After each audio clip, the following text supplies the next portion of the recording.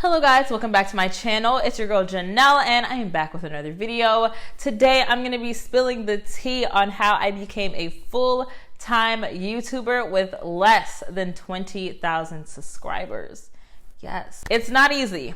Okay, it's not easy. It's not for everyone. It really depends on your situation, but it is possible and I'm going to tell you guys exactly how, okay? So, before we get started, make sure you subscribe to my channel, hit that bell button so you're notified every single time I post a new video. Join the XO gang because it's super lit over here. Okay, let's do this. I didn't even know I could talk that fast. I want to say also, my mic has been giving me a little bit of trouble. It's not a very expensive mic. It's pretty cheap, so I apologize in advance if there's any like crackling noises or something like that. But all right, let's get to the point. How I became a full-time YouTuber with less than 20K subscribers, okay? I honestly think the time that I really became a full-time YouTuber, if you could call it that, I had maybe about 11,000 subscribers, so it's not a lot, okay?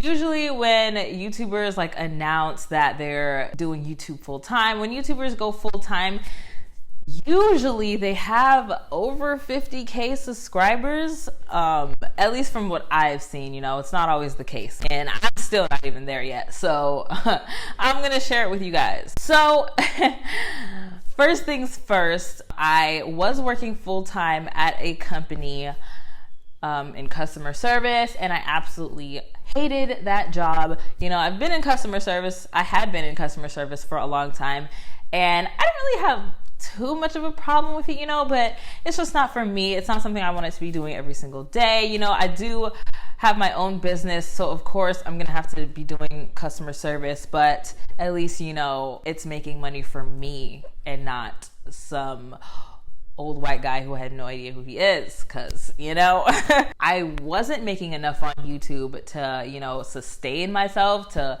you know, pay rent, pay any bills or anything like that. When I quit my job, I was probably making like $100 to $200 in ad revenue every month.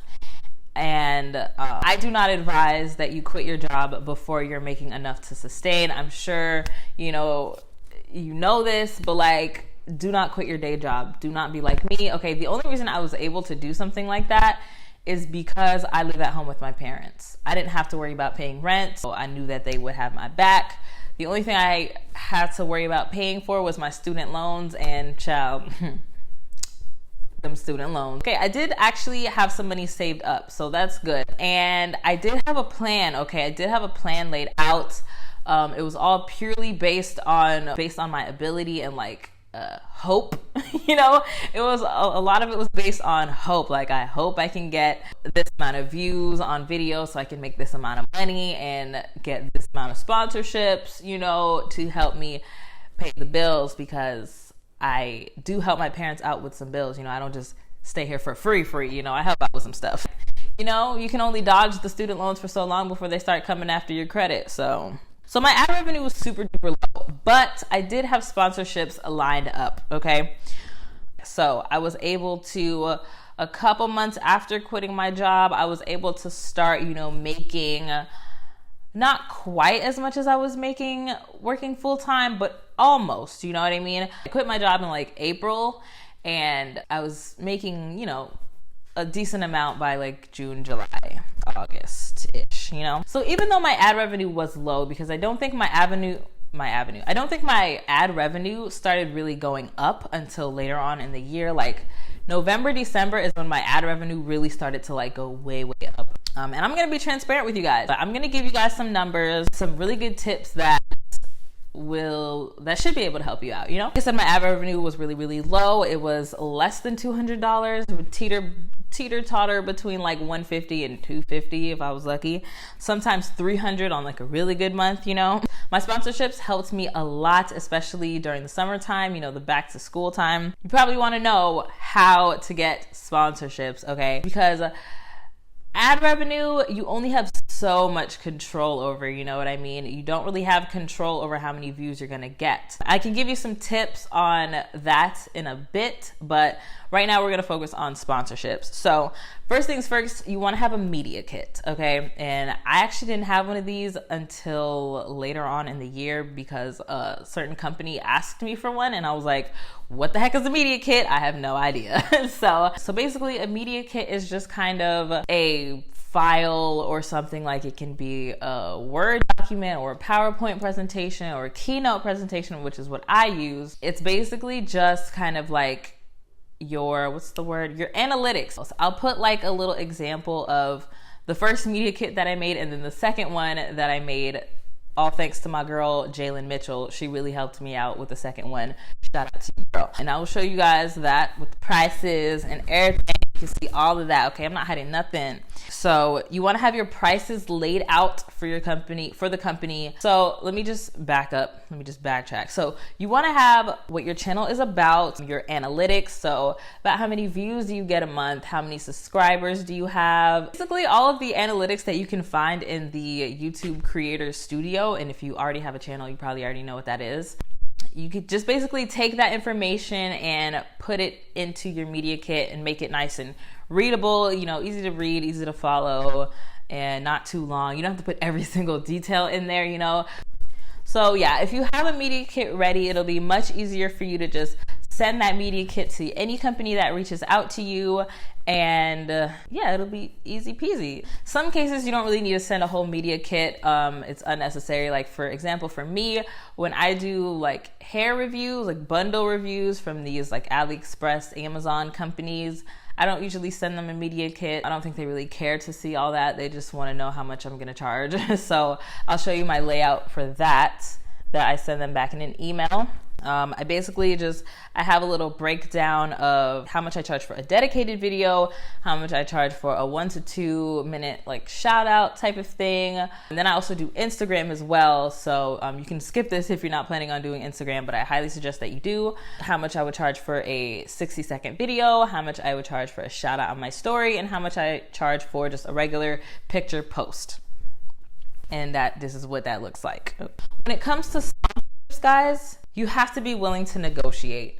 And it really just depends on the company or on the industry. When it comes to natural hair products and those bigger companies, they usually don't try to haggle my prices down. But when it comes to the Asian, AliExpress, Amazon companies, and I hope that's not me being racist, but it's literally the Asian company. They're located in Asia. You know what I mean?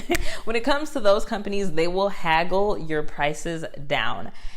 And sometimes it's okay, because for me, I will accept a lower price because I know, for one, it's not going to get as many views, even though it's more about paying me for my time and not how many views I'm going to get. You know, I still take an amount that is reasonable. So for example, if I'm charging $200 for a dedicated video, which is about what I was charging when I first started going to full time, $200, they would ask me to do it for like $100. So half the price, which I know it kind of sucks, but like I would do it because I know it's not going to get as many views. You know, it's just like, it's a little give and take. You just have to see what's worth it. Now I'm not willing to take half of the price because, for one, I have a lot more subscribers than I did. Two, I just don't think it's worth my time anymore. So I just probably won't be doing many of those videos anymore at all because they all still haggle me. But if you want to make more money, get more sponsorships, you have to be willing to negotiate. And, you know, nothing wrong with that. Nothing wrong with negotiating a little bit. But, you know, pick your bitch, pick your battles, and you'll be okay. If you are super brand new to YouTube, you're probably like, how the heck do I even get these sponsorships? Like, do you reach out to companies? Do companies reach out to you? Well, in my experience, reaching out to companies has never worked for me. Then again, I didn't really reach out to that many companies, but I reached out to a few companies and never heard anything back from them. Companies have always reached out to me. So, you know, shoot your shot. Don't be afraid to try it. It might work out for you. I feel like some people have done that and it's worked. but it doesn't usually work for me, except in the case of Grapevine. Okay, Grapevine is a website that you can go on as a creator or as a business. You can find companies that are looking for influencers to promote their products. And basically Grapevine is like kind of like a middleman to that. So you can see that there is this company right here. They'll say, this is what we're trying to promote. We need somebody who has this amount of subscribers. We have this kind of budget, and you reach out to them, and Grapevine basically gives you like the ability to send them like a message type of thing. So you'll be like, hey, my name is blah, blah, blah.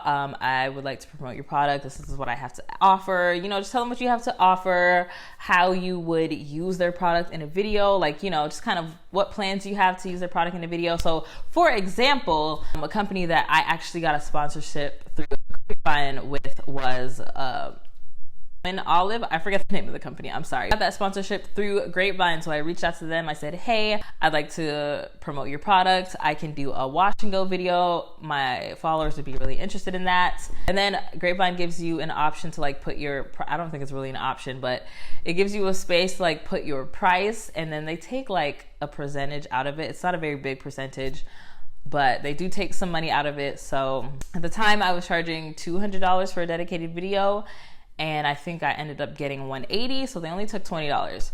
So it's not bad. They don't take out a whole lot.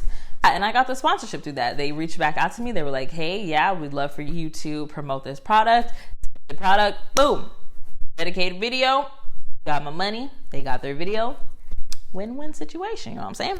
The only thing with Grapevine is you need a certain amount of subscribers to sign up for it. And at one point it was 1,000. Not really sure. So you have to have a bit of a following before you use Grapevine. You can still get sponsorships before then, because I was getting, you know, not plenty, but I was getting a few sponsorships before I started actually using Grapevine. As far as getting sponsorships outside of companies like that, which I think is the best route to go, because you get all the money except for whatever amount PayPal takes out. The best way to do that is to start by doing stuff for free. Start reviewing stuff on your own. Like, go to Walmart, pick up a new product, and then review it on your channel. Like, it's simple as that. And if you get enough views, or if you do it enough times, you know, somebody will eventually reach out to you. Most of my sponsorships were the AliExpress companies, hair companies, you know what I mean? So actually how I started getting those sponsorships, I actually just bought some bundles from Eunice Hair, made it into a wig, and I reviewed it. And that video did pretty well. Honestly, it's like one of my most viewed videos in that category as far as like bundles go. It did really well. And then I did like a follow-up, like my final thoughts on the hair, and that did pretty well as well. So a few months later, I started getting inquiries from companies saying, hey, that they want to send me some hair and review, and have me review it for them, make a dedicated video, and blah, blah, blah. The first company that the first or second, actually, I can't remember, first or second company that reached out to me, that was a natural hair company, like they sold natural hair products. I did that for free, and we ended up working together again, and they paid me the second time around. So sometimes, you know, you can use that to just build a relationship with the company, which is good. Other times you might not always get a long-term thing with them. So it just kind of depends, you know what I mean? You just kind of got to feel it out your first few times around. So that's basically how you get sponsorships, guys. All you really have to do is, you know, you got to pay out of pocket first a little bit. This whole thing is an investment. Starting a YouTube channel is an investment. It's a business. I mean, it doesn't have to be. You could just be doing it for fun. But if you're trying to get sponsorships and, you know, become a full-time YouTuber, then it is a business, and you're going to have to make some investments. But it doesn't have to be super expensive. I think the first products that I like I did a full review on, was Maui Moisture, and those products are very affordable. They're in Walmart. I forget how much they are, but it didn't cost me a lot. I was still in college when I reviewed that, and I know I ain't have no money in college. So you don't have to go out and buy the entire Shea Moisture line. You don't have to go out and buy an entire Main Choice line. You know, those are expensive or more expensive lines. You can just start off with cheap stuff. Just put in the work, put out videos, put out good content, put out reviews, and companies will eventually reach out to you. Another thing I want to mention is affiliate links. Okay, do not sleep on affiliate links. they can add up, all right? Sometimes it's not really worth your time. It's not worth your while to cooperate with a company who like gives you a free product and then they, give you an affiliate link. If it has really nothing to do with your channel, don't do it. Depending on how many followers you have, how many subscribers you have, it might not be lucrative, For me, the company one of the companies that I have an affiliate link with is the Innate Life. Another little story time. So Innate Life reached out to me last year and they just wanted to send me some products, no strings attached. I didn't have to like do a dedicated review or anything like that. They just wanted to send it to me and see how I like it, get my feedback on it. And then a couple weeks later, when they reached us back out and said, hey, how are you liking the products, blah, blah, blah. And I'm like, yeah, I really like it, blah, blah, blah, blah, blah. They're like, okay, great. If you would like to, be an affiliate, then here's the link to sign up, blah, blah, blah, blah, blah. I signed up to be an affiliate. And there was some miscommunication. There was some misunderstanding going on. I thought that I was doing a dedicated review for them. So I made a video and I sent it over to them and I said, hey, you can pay me whenever you're ready. And they were like, oh, we actually didn't want you to do a dedicated review. But if you want to continue with this, then we need you to take this out. We need you to do this, that, and the third. And I was like, not really trying to do the whole video over again. So I was just like, it's fine. I'll just, put the video up anyways and post my code or whatever. And I ended up making, how much was it? I think I was charging $100 for a video at the time. And I definitely made that back and then some with that affiliate code. So I made over $100 with that affiliate code. It doesn't matter that they didn't pay me for that video. You know what I mean? I hope I'm making sense. I don't know. I'm not used to doing these types of videos, guys. So don't sleep on affiliate links, okay? Just make sure it's relevant to your channel. Don't just take any random affiliate links and think it's gonna work. And don't promote products that you don't like. I think that goes without saying, but I think the reason why I made so much money off of the Innate Life, or why I'm continuing to make more money, because I still get money from it to this day, is because I actually like the product. I use it. I mention it on my channel all the time. Yeah, just make it make sense. That's all I gotta say. Make it make sense, Some other tips that are not really related to sponsorships, but more so to kind of help you get your ad revenue up, is to just make sure you're putting out videos consistently. And I'm sure that you have heard this a million times if you've been watching videos like this. Stay consistent with your videos, but stay consistent with videos that people want to see, okay? It doesn't make sense that you're putting up videos 3 times a week with content that people aren't really watching. If you're noticing that, for example, let's say I'm a beauty channel, so I'm gonna just keep it beauty. I'm a natural hair channel, hair, fashion, makeup, beauty, all that stuff. However, I stick to the natural hair videos because that's what gets the most views. I noticed that when I post makeup videos, full, just makeup, no hair, I'm just doing my makeup. I noticed that those videos do not get a lot of views. So I stopped doing those unless it was a collaboration with a company or get ready with me. I still do get ready with me's from time to time. But as far as a makeup tutorial, I don't do those because they don't get views. I stick to my natural hair videos because that is what gets the most views. Definitely try different things out to see what will work, but then take that information and run with it, okay? Take that information and use it. If it doesn't work, if you get low views, just don't do it. I know that you might enjoy it. You might really like doing those types of videos, but it's not really going to get you to where you want to be as far as ad revenue and sponsorships go. You know what I mean? You have to treat it like a business, just like a company would try different marketing techniques out and see what works, see what actually gets customers to buy the product. They will stick to that marketing tactic because it works. Stick with what works. That's it. Another tip, try not to delete videos just because they don't get a lot of views. And I know this might be confusing, but because a video can blow up months after you put it out. So let me show you guys an example. Okay, a couple examples. So one year I posted a skincare routine and I think it did, okay the first few weeks. And then a couple months later, I went back just to, check on my older videos, just to look at them. And I noticed that it had 15,000 views, whereas the last time I checked it, it probably had like, you know, a couple hundred views, maybe a couple thousand views. I don't know.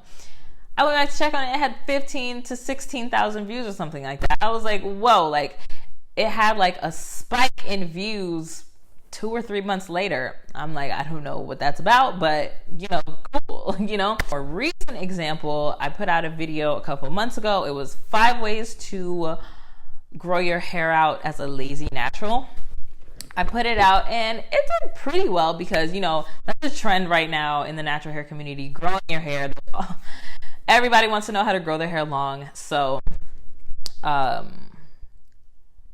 put that video out and it did relatively well. You know, I knew it was going to do pretty well. I think it got like 15,000 in like the first week or something like that.